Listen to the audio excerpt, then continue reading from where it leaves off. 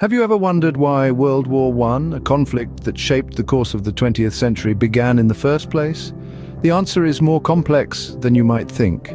Our journey begins in the late 19th century. Europe is a continent of empires and alliances, a vast interconnected web of power and influence. Among them, the Austro-Hungarian Empire, a patchwork of diverse ethnicities and cultures, struggles to maintain its dominance.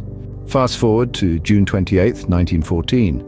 In Sarajevo, the capital of Bosnia, a young Serbian nationalist named Gavrilo Princip assassinates Archduke Franz Ferdinand of Austria, the heir to the Austro-Hungarian throne. This single act of violence sparks a chain reaction across Europe, leading to a declaration of war by Austria-Hungary on Serbia on July 28, 1914. Caught in the crossfire of alliances and treaties, other nations are drawn into the conflict.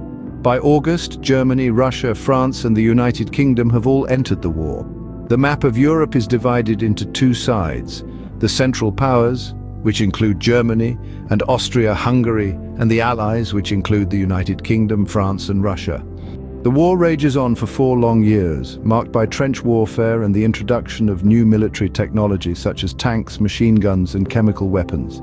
It's a brutal, grueling conflict that claims the lives of over 17 million people, both military personnel and civilians. On November 11, 1918, an armistice is signed between the Allies and Germany, effectively ending the war.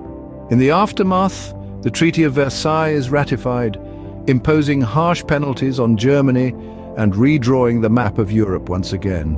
The consequences of World War I are far-reaching, setting the stage for a second, even more devastating conflict just 2 decades later. It marks the end of empires, the rise of new nations, and a shift in global power dynamics.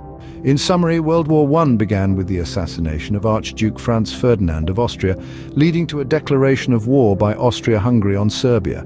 The conflict quickly escalated, drawing in other nations due to a complex network of alliances and treaties. The war lasted for 4 years and resulted in over 17 million casualties.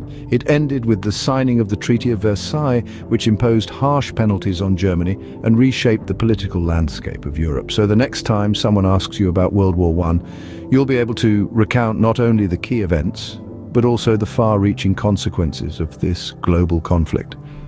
Remember that history is not just a series of dates and facts, but a fascinating story of human triumphs, tragedies, and the relentless march of time.